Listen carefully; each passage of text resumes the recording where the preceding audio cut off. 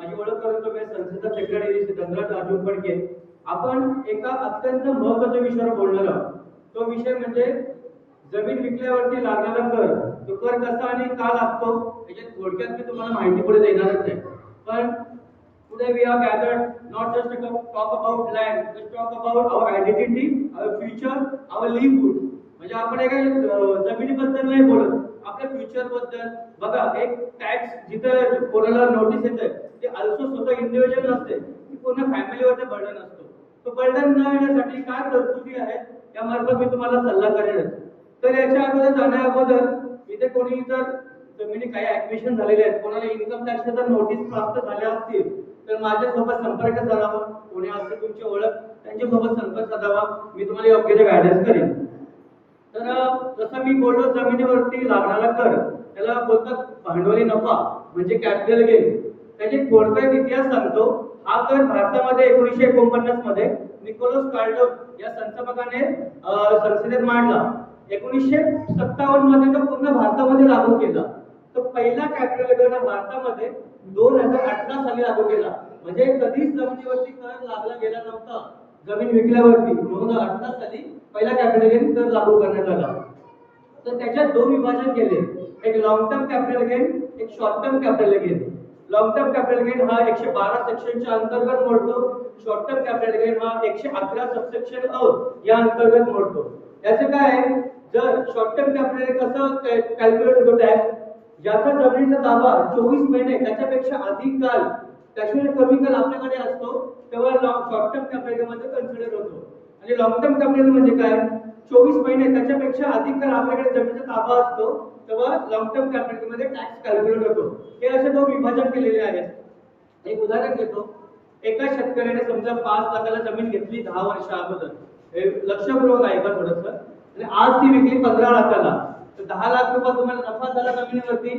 त्या 10 लाखावरती income tax मागतो 12.5%. Long term मध्ये असेल तर, शॉर्ट टर्म असेल तर 15.5%. तर असं टॅक्स मागतो आपल्याला. तर तुम्हाला असा प्रश्न पडला तर किरण पाटील साहेबांनी सांगितलं जातं बघा की माझी ऍग्रिकल्चर लँड आहे, अनसिस्टर प्रॉपर्टी आहे, तुम्हाला टॅक्स नाही. तर बघा, कुठलीही प्रॉपर्टी तुम्ही सेल करता, इनम्युएबल प्रॉपर्टी सेल करता, तर तुम्हाला तिथे तुम्ही इन्कम टॅक्स फाईल करत नाही, तिथे तुम्हाला टॅक्सशी सामोरं जावं लागतं. कधी लक्षात घ्या, कुठली जमीन तुम्ही सेल करणार तिथे इन्कम टॅक्स फाईल करणं अनिवार्य आहे. हे तुम्ही लक्षात घ्या. तुम्ही इथं बसून बोलू शकत नाही की आम्ही ऍग्रिकल्चर आहोत, शेतकरी आहोत, साहेब त्या शेतकऱ्याला टॅक्स नाही बसला, तुम्ही कुठून आलात काय, कधीच नाही. इन्कम टॅक्सला माहिती नाही तुम्हाला, तुम्ही शेतकरी आहात म्हणून. इन्कम टॅक्स तुम्ही माहित आहे का तुम्ही शेतकरी आहात म्हणून, त्यांना काय माहित आहे, एक ट्रान्झॅक्शन झाला त्याच्यामुळं मला इथं कर भरावा लागेल. अशा सगळ्या गोष्टी आहेत. तर तुम्हाला एक आता जो ऍक्विजिशन झाले त्याच्याबद्दल बोलतो मी. लँड ऍक्विजिशन कायदा 1894च्या अंतर्गत जेव्हा जमीन ऍक्वायर होतात, एक इतिहास सांगतो. 80-90च्या दशकामध्ये एमएमआर रिजन मध्ये गव्हर्नमेंट 30% ऍक्विजिशन झालं होतं, म्हणजे 70 ते 80% लँड ओनर्स होते. ते आजच्या दशकामध्ये 20% फक्त लँड ओनर्स झालेले आहेत. म्हणजे जवळपास 80% ऍक्विजिशन झालेले आहे. तर ऍक्विजिशन का करतं गव्हर्नमेंट, तर development, road, Navi Mumbai airport, असे जरा पब्लिक इंटरेस्टच्या गोष्टी आहेत त्याच्यासाठी ऍक्विजिशन होत असतो. आपली जमीन त्याला द्यावं लागतं. आज इथला विषय धरा, एमआयडीसी किंवा अदानीच्या सारख्या संस्था आहेत. तर आता तुमचं कसं झालं माहितीये का, एमआयडीसी ऍक्ट 96च्या अंतर्गत नाही ना प्लॅनिंग ऑथॉरिटी म्हणून झालेली आहे. प्लॅनिंग ऑथॉरिटी त्यांनी नैनाला गेलेली आहे. नैना ठरवतो की इथे सिडको आहे, सॉरी इथे एमआयडीसी आहे, इथे कॉरिडॉर आहे, नैना ठरवतो. तुम्हाला जे हा क्षेत्र नैनामध्ये येतो, तुम्हाला जे काय अप्रूव्हल पाहिजे असेल तर नैनाकडे आपल्याला अप्रूव्हल हे तुम्हाला ऍक्ट नुसार करावंच लागेल. हा क्षेत्र नैनामध्ये आल्यानंतर.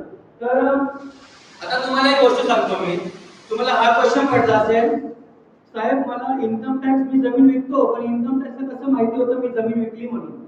एक छोटासा इतिहास सांगतो मी, छोटीशी माहिती सांगतो. एका शेतकरी, 5 शेतकरी आहेत बाबा इथले, त्याची एक अँसेस्टर प्रॉपर्टी आहे. तो जातात 1 CR ची प्रॉपर्टी आहे, जातात एसआरओ कडे, सब रजिस्टर कन्व्हर्जन, ते रजिस्टर करतात लँड सेंटेड बनवताना. लँड जेव्हा रजिस्टर करतात, रजिस्टर एसआरओ काय करतो, ती माहिती पुरवतो इन्कम टॅक्सला. इन्कम टॅक्स काय करतो, आपल्या पोर्टलवर इन्कम टॅक्स पोर्टलवर फाईल केलं तर माहिती असेल SFT 0012 हा सेक्शन आहे, त्या सेक्शनच्या अंतर्गत आपल्याला माहिती पुरवतो की तुम्ही अशी बाबा जमीन विकले, AIS मध्ये अॅन्युअल इन्फॉर्मेशन सिस्टम मध्ये तुम्ही कुठली जमीन विकली, कुठला सर्वे नंबर होता, किती लोक इन्व्हॉल्व होती, कितीचा त्याच्यामध्ये व्यवहार झाला, सर्व गोष्टी त्यांना माहिती असतात. कुठून? SR कडून माहिती मिळाली मला, पण आपण गाफील असतो. दोन प्रकारे शेतकरी असतात, एक सॅलरी असतो, एक व्यवसाय असतो, प्लस तो लँड ओनर पण असतो. दुसरा बाबा एक ओल्ड आजोबा असतात, त्यांनी कधी फाईली केली नाही, त्यांना माहिती नाही याबद्दल, ते कोणी फाईल करणार. ते दोन कंडिशन असतात त्याच्यामध्ये, मिस रिपोर्टिंग आणि अंडर रिपोर्टिंग मध्ये. आता एक शेतकरी काय करतो बाबा, झाला सॅलरी पर्सन आहे, लँड पण विकतो, सॅलरीचा तो इन्कम दाखवतो इन्कम टॅक्स मध्ये, पण लँडचा इन्कम दाखवत नाही. तर तिथे काय होतं, इन्कम टॅक्स मधून एक सेक्शन आहे, नोटीस येतात तुम्हाला, सेक्शन 143 सबसेक्शन 1, म्हणजे सेक्शन तुमच्या बाउन्स होतील, पण just for information intimation notice येणार. इंटिमेशन नोटीस म्हणजे काय बाबा, तुम्ही सॅलरी दाखवली, तुम्ही जमीन विकलेला मला व्यवहार दाखवला नाही, तो का दाखवला नाही, परत आपण गाफील असतो. परत ती नोटीस जाणार पुढे सेक्शन 142 सबसेक्शन 1 ला, काय एव्हिडन्स दाखवा, जी तुम्ही जे SFT ट्रान्झॅक्शन झाले त्याचा मला एव्हिडन्स द्या. परत शेतकरी गाफील, शेतकऱ्याला माहिती नसतं, परत शेतकरी पुढील नोटीस जाणार ती 143 सबसेक्शन 2 ला, स्क्रुटनी असेसमेंट, म्हणजे ती स्क्रुटनी केली ती योग्यच आहे, तुम्ही मला काही आन्सर करत नाही. परत नोटीस जाणार 144B, मग ऑर्डर्स निघणार. 147 मध्ये जाणार एस्केप असेसमेंट प्रोसेस सांगतो तुम्हाला. परत 148 सबसेक्शन ला जाणार, म्हणजे ती जाणार असेसमेंट. असेसमेंट म्हणजे मूल्यांकन, पूर्ण गोष्टीचं मूल्यांकन होणार आणि तुमच्यावरती डिमांड काढणार. बाबांना बघा 1 कोटी जमीन विकली, तर 1 कोटीचं मूल्यांकन काढलं, मला काय फायदा, माझ्या वडिलांची जमीन आहे, मला मी बेनिफिट घेणार त्याचा, अनसिस्टर प्रॉपर्टी आहे, लँड ओनर होता आपण. तर ह्या चुकीमुळे 148 नंतर जाणार 156 ला, मग डिमांड निघणार. डिमांड नंतर जाणार सायमल्टेनियसली 270 सबसेक्शन A, परत 1 कोटीच्या नोटीसला 1 कोटीची पेनल्टी उभी राहणार. का तर तुम्ही तिथे रिप्लाय नाही केला म्हणून. परत जाणार CIT, मी असं उगाचच बोलत नाही, अनुभवाचे बोलतो, प्रत्यक्ष अनुभवलेले. गोरगरीब शेतकरी ऑफिसला येऊन वाटतात बाबा मी 5 वर्ष 10 वर्षापूर्वी जमीन विकली, ती नोटीस मला आता येते, एक बार असतो, आता ते 5 वर्षाला बार केले, आपल्या 10 वर्षात नोटीस यायची.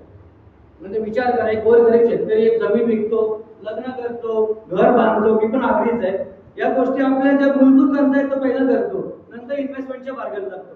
आता लेटेस्ट झाले भरपूर शेतकरी आता इन्व्हेस्टमेंट करतात, अशा जरा गोष्टी होतात. पण ती सेक्शन परत CIT ला जाणार, कमिशनर अपील नंतर त्यांना ITAT, income tax appellate tribunal, हा पुण्याला आहे, त्याच्यामध्ये अपील करावं लागतं. हा जेवढा खर्च आहे ना साहेब, 4 ते 5 लाख रुपये एका नोटीसला, ITAT पर्यंत. ITAT नंतर हायकोर्टात नंतर जातं सुप्रीम कोर्टात. तुम्हाला पण वेळ नाही ना, त्या CA ला पण तेवढा वेळ नसतो एवढ्या गोष्टी लांबत घेण्यासाठी. म्हणजे बाबा गाफील राहू नका, कुठली अॅन्सेस्टर प्रॉपर्टी, इनकम प्रॉपर्टी विकली तर तुम्हाला तिथे इन्कम टॅक्स फाईल करणं अनिवार्य आहे. हा जरा तुमचा पूर्ण सेक्शन वाईज मी सांगितला, हा असा क्रम असतो ज्यानुसार आपल्याला ते इन्कम टॅक्स नोटीस प्राप्त होतं. आता क्वेश्चन राहिला माझा, हे डिपार्टमेंटचं सर्व चालू झालं, प्रत्येक शेतकरी 4 वेळी जमीन विकतो. पहिली वेळ कंपल्सरी ऍक्विजिशन, ज्या चिंद्रन गावामध्ये झालेली आहे, तसं मी सांगितलं MRTP ऍक्ट 1966 च्या अकॉर्डिंगली एक नैना प्लॅनिंग ऑथॉरिटी रेडी झाली. नैनामध्ये बरीचशी गावं नैनाने झोन मध्ये आली, नैनाच्या झोन मध्ये आली. नैना डिसाइड करेल की इथे MIDC येणार, तिथे अजून काय येणार, कॉरिडॉर नैना डिसाइड करेल, त्या अदानीचा काय प्रकल्प येणार. नैनाचा तुम्हाला पहिला ते सर्व घ्यावाच लागेल. आजच्या घडीला MIDC वसई कॉरिडॉर सेल जे होतात, कानपुरी, चित्र, महालुंगी सगळी गावं आहेत जे नैनामध्ये आहेत. तुम्ही लक्षात घ्या, जर क्षेत्र नैनामध्ये येत असेल तो एक्झाम आहे इन्कम टॅक्सच्या ऍक्ट नुसार. मी सांगितलेले उदाहरण देतो, IRCTC ऍक्ट लाल ऍक्ट, जो रिॲक्रिडेशन ऍक्ट 2013 जो अमेंडमेंट झाला, तो कोण, नवी मुंबई एअरपोर्ट. नैना म्हणजे काय, Navi Mumbai airport influence area, म्हणजे नवी मुंबईचा जेवढी काय एरिया आहे तो नैना बोलतात, त्याच्यामध्ये नैना तो कन्सिडर होतो नैनामध्ये. मग तुम्ही विचार करा, जी ती लोक ओले साईडचे लोक आहेत, जे पनवेलचीच आहेत, त्यांनी स्वतःची घरं दिली, 5.5% घरं दिली, आणि त्यांना रिहॅबिलिटेशन ऍक्ट नंतर पुष्पक नगर मध्ये घरं दिलं, बरोबर. पुष्पक नगर हे घर घ्या तुम्हाला, त्यांचं घर पण त्यांनी स्वतःची कमावली, मग त्यांना सुद्धा इन्कम टॅक्सची नोटीस येते. जेव्हा काही टाय पट्टे अग्रीमेंट होतो, CIDCO also involve, CIDCO, builder आणि शेतकरी ट्रायपार्टी जेव्हा सिडको इन्व्हॉल्व होते तेव्हा टॅक्स कधीच लागत नाही साहेब. हे तुम्ही लक्षात घ्या. कोणी कुठला सांगेल तुम्हाला फक्त इन्कम टॅक्स फाईल करावा लागेल, नंतर ते एक्सप्लेनेशन ते द्यावं लागेल त्या गोष्टीचं. हे कंपल्सरी एक्सप्लेनेशन नुसार झालं. सेक्शन 10 सबसेक्शन 37 च्या अंतर्गत ते एक्झम्प्ट आहे इन्कम टॅक्सच्या याच्यानुसार. Secondary voluntary sale.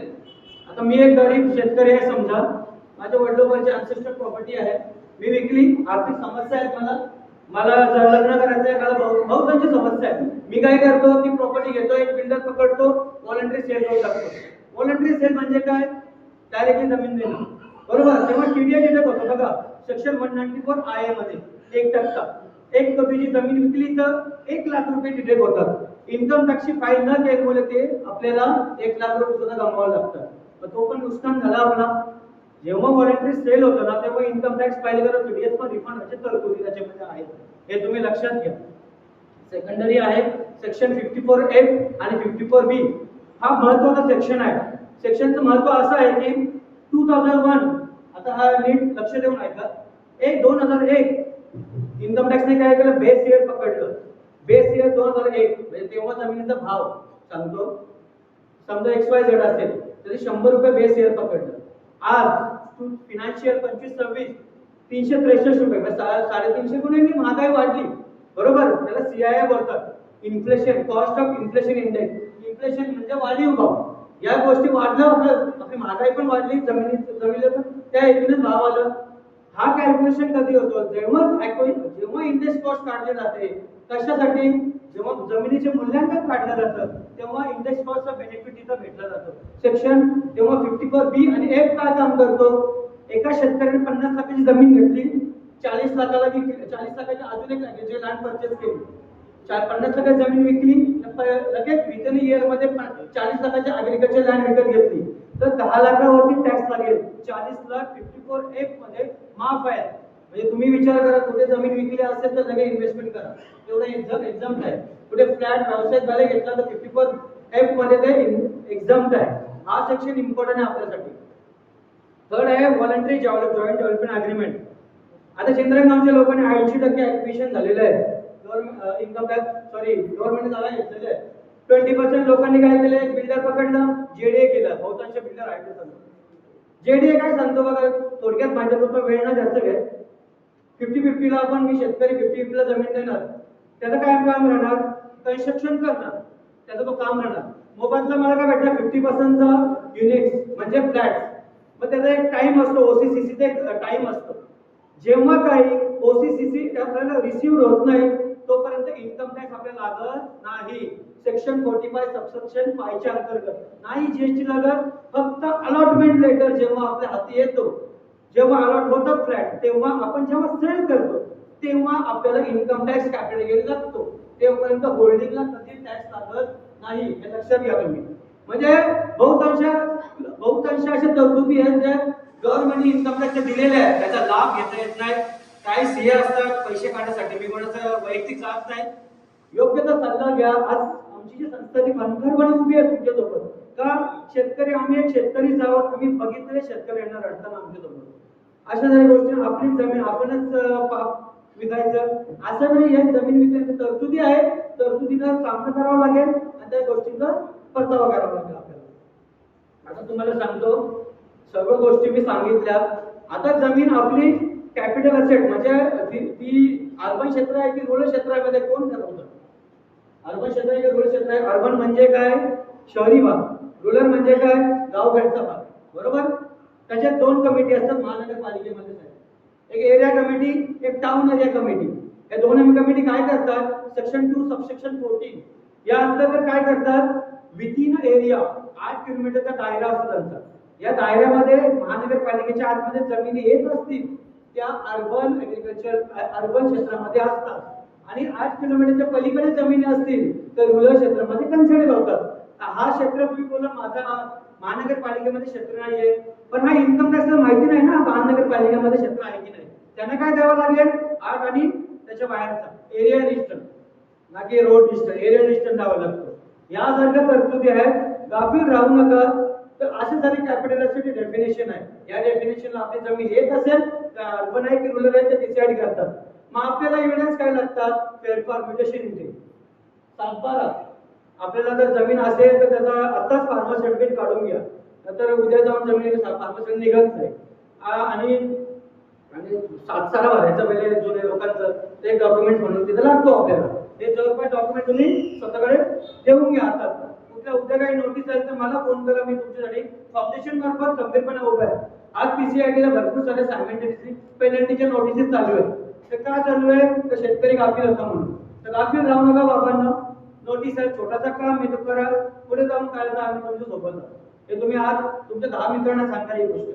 त्याच्यानंतर आहे मिस रिपोर्टिंग, अंडर रिपोर्टिंग. म्हणजे एका शेतकऱ्याने मिस रिपोर्टिंग केलं म्हणजे जमीन त्यांनी इन्फॉर्मेशन दिली तुम्ही दाखवली नाही तर तुम्हाला 200% पेनल्टी लागेल. अंडर रिपोर्टिंगला टॅक्स वरती 50% पेनल्टी लागेल. अशा जर तरतुदी आहेत तर घाबरून जायचं काही जर नोटीस आल्यावरती, नोटीस कम्युनिकेशन झाल्यावरती योग्य तो सल्ला घ्या, योग्य तो मार्गदर्शन घ्या. नसेल समजत तर आम्हाला विचारा, आम्ही सल्ले देऊ तुम्हाला. काही इश्यू नाही, फ्री ऑफ कॉस्ट. तुम्हाला काही असं करायचं नाही, उद्या कुठली असतील तरतूद तर आम्ही ती करून देऊ तुम्हाला. तर मी आज रजा घेतो फाउंडेशन मार्फत. आज आमचा असा प्लॅन आहे की पनवेल तालुक्यामध्ये प्रत्येक गावामध्ये सभा झाली पाहिजे. प्रत्येक गावामध्ये 90% लँडओनर्स आहेत. तुम्ही बघितलं आगरी, आम्ही पण माझे गाव पण नाही यामध्येच आहे. तर प्रत्येक गावात लँडओनर्स आहेत. लँडओनर्सची गोष्ट माहिती नाही. लँडओनर म्हणजे आगरी समाज, कोळी समाज, कराडी समाज, जे मराठा समाज, जे काय समाज असतील त्यांना या गोष्टीचा सामना न करण्यासाठी आज फाउंडेशन तुमच्या टीम आहे. आज आम्ही उरण खालापूर साईडला जो तिसरी मुंबईसाठी आम्ही प्रयत्न चालू आहे. तुमचे काही मित्र असतील, कोण असतील तर आम्ही फ्री ऑफ संपूर्ण खर्च फाउंडेशन तर्फे करू आम्ही. पण ही तुम्हाला माहिती मिळणं गरजेचं आहे. ही तुम्हाला माहिती मिळणं खरंच गरजेचं आहे. तर तुम्ही गाफील राहू नका. जर माझे काही गोष्टी समजणार नसेल तर मला फक्त सभा मला विचारा, आय विल गाईड यू. आणि काय असेल तुम्हाला सांगून टाकेल. एवढं वेळ मी तुमची रजा घेतो. जय जय महाराष्ट्र.